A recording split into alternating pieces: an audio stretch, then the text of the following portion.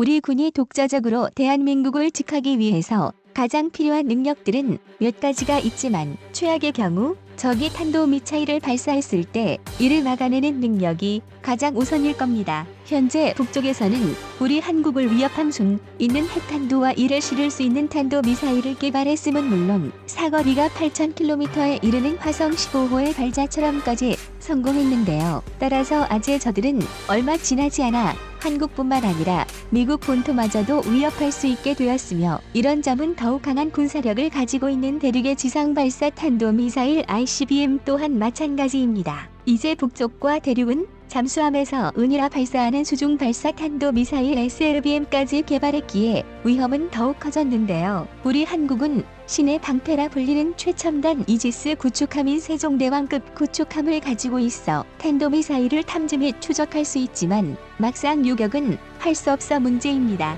하지만 이것이 잘 개발되기만 한다면 이제 우리도 북쪽과 대륙의 위협적인 탄도미사일을 방어할 수 있게 될 것인데요. 게다가 이 요격 체계를 이용해 우리 한반도뿐만 아니라 미국 본토까지도 지켜내는 든든한 역할을 볼 수 있을 것이라고 합니다. 일반적인 구축함과 달리 앞으로 나올 KDDX 호위함의 개발 비용이 KF-21 다음 가는 1조 8천억 원이었던 데는 이 새로운 요격 체계와 큰 연관이 있다고 하는데 무엇일까요?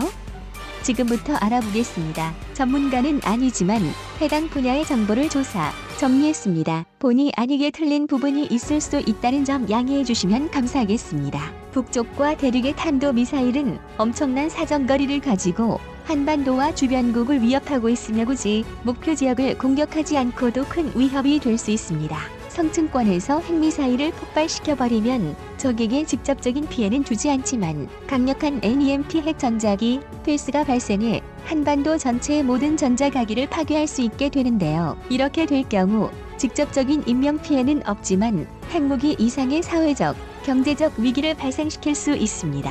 북쪽은 내부의 터지 상황이 발생할 경우 한반도 상공의 전리층에 핵탄도 미사일을 발사해 폭발시킴으로써 우리 군과 미군의 무기체계를 마비시켜 버릴 수 있는데요. 북쪽이나 대륙의 미국의 상공 400km 고무로 핵탄도 미사일을 쏘아 폭발차기면 이때 엄청난 NEMP가 발생시켜 광범위한 미국 본토의 전자기기들을 무용지물로 만들 수도 있습니다. 우리 한국에게 있어서 가장 두려운 시나리오 중 하나는 북쪽이 ICBM을 이용해 미국을 협박하고 미국이 해구산을 철회시키는 것인데요. 그리고 한미연합군이 북쪽에서 비상 상황이 발생했을 경우 개입을 주저하게 되는 상황이라 할 수 있습니다. 그렇다면 이를 어떻게 해야 막을 수 있을까요? 두 가지 방법이 있는데 한 가지는 적의 탄도미사일이 발사되기 전에 타격해 제거하는 것이고 다른 한 가지는 적의 ICBM을 아예 상승 단계 혹은 중간 단계에서 요격해버리는 겁니다. 현재 우리 군은 이를 위해 적이 미사일 발사 징후가 발견되었을 경우 이것이 발사되기 전 25분이라는 짧은 시간 안에 이를 선제 공격해 저지할 수 있는 한국형 킬체인을 구성하고 있으며 또 다른 방법으로 한국형 미사일 방어 체계인 KAMD 체계를 구축하고 있습니다. 우선 킬체인이란 시간대별로 위치가 바뀌는 중요한 표적을 공격하는 일련의 군사 행동 순서를 말합니다.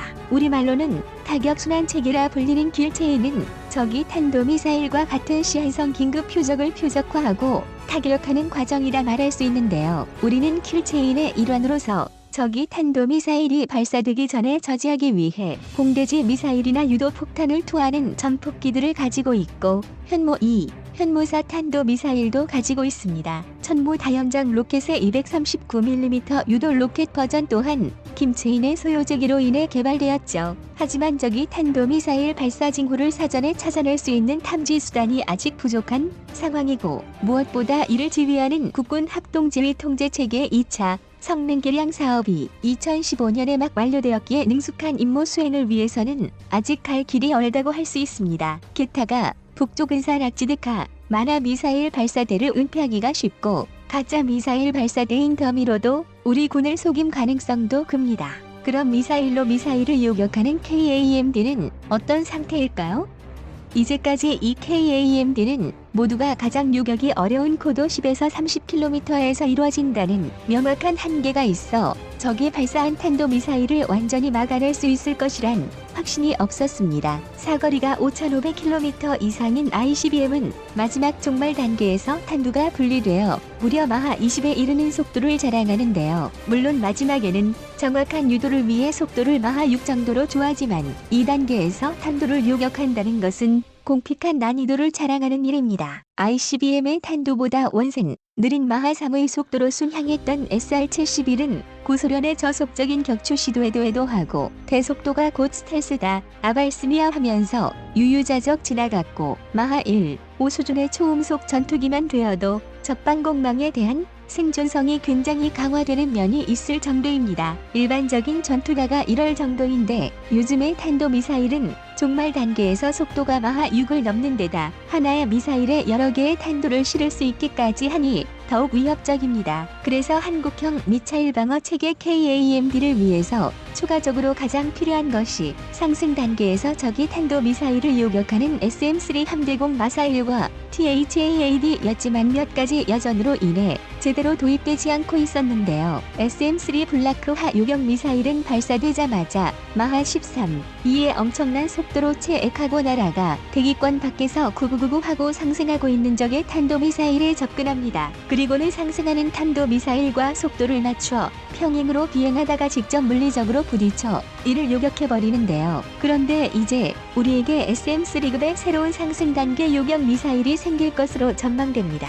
KDDX 호위함에 탑재되는 한국형 해상 탄도미사일 방어 체계가 바로 그것인데요. 이 요격 미사일이 개발되면 적이 발사한 탄도미사일을 상승 단계, 중간 단계, 종말 단계 모두에서 요격할 수 있을 것으로 보이며 우리 본토는 물론 미국 본토까지도 지켜낼 수 있는 수단이 될 수도 있습니다. 게다가 이 미사일이 서해에 배치될 경우 대륙의 탄도미사일까지 상승 단계에서 막아내 다른 주변국들을 지킬 수 있게 될 것으로 보이는데요. 우리는 이미 탄도탄, 요격 미사일로 한국판 THAAD라 불리는 LSAM을 개발하고 있지만 현재 개발이 진행되고 있는 한국형 해상 탄도미사일 방어 체계는 이보다 한 차원 더 높은 수준의 기술력이 필요한 무기 체계입니다. 우리 해군의 울산-1 배치3급의 탐색 개발비가 166억 원, 체계 개발비가 약 2,500억 원 정도인 데 비해 차세대 호위함인 KDDX 호위함의 개발 비용이 1조 8천억 원이나 되는 것에는 한국형 해상 탄도 미사일 방어 체계의 개발 비용이 포함되었기 때문이라고 하는데요. 이 한국형 해상 탄도 미사일 방어 체계를 완성하는 데만 1조 원 이상의 개발비가 사용될 계획이라고 합니다. 국방과학연구소와 관련 기업들이 연구하고 있는 한국형 해상 탄도 미사일 방어 체계는 이미 우리 한국이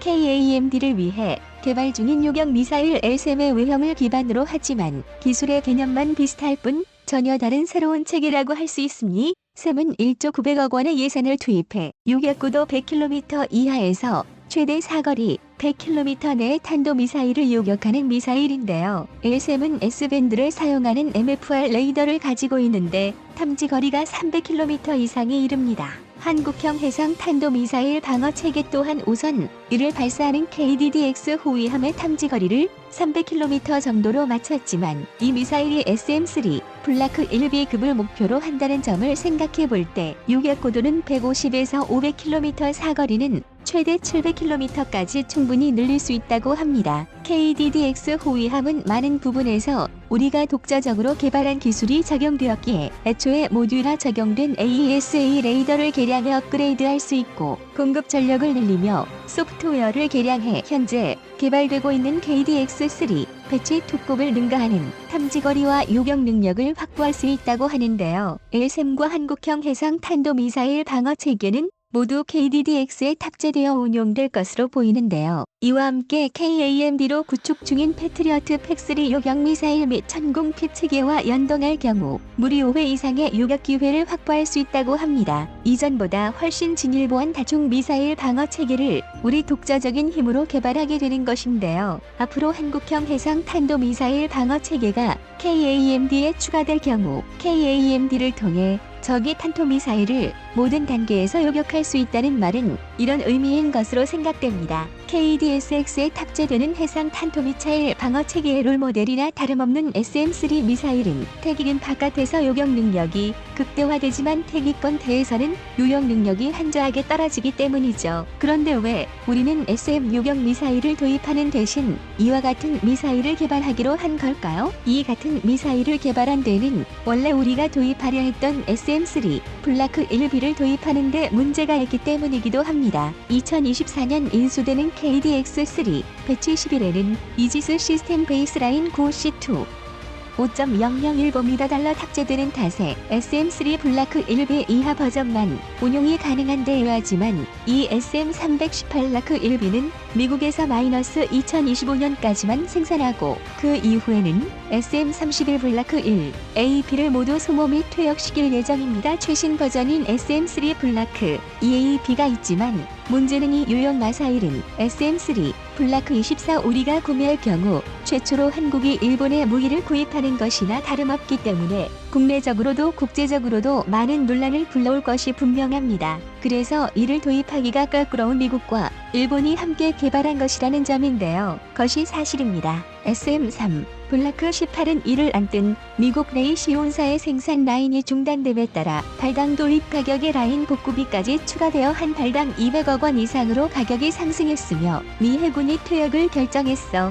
우리가 SM-3 블라크 1B를 비싼 돈 주고 구입해 오래 운용하지로 못할 가능성이 높습니다. 우리 군은 SM-3 미사일은 너무 오버소맥이고 가격도 비싸다는 이유로 이를 도입하지 않고 대신 탄도미사일을 요격하기 위해 SM-6 미사일을 도입한다고 하는데요. 하지만 미국의 미사일 방어국은 최근 SM-6를 두발 발사해 단거리 탄도미사일인 MRBM을 요격하려 했지만 실패하고 알았다는 것 때문에 논란이 되기도 합니다. SM-6는 속도가 느리고 파편식 탄도를 이용하기에 SM-3에 비해 요격률이 떨어지기 때문으로 분석되었는데요. 여러분은 어떻게 생각하시나요?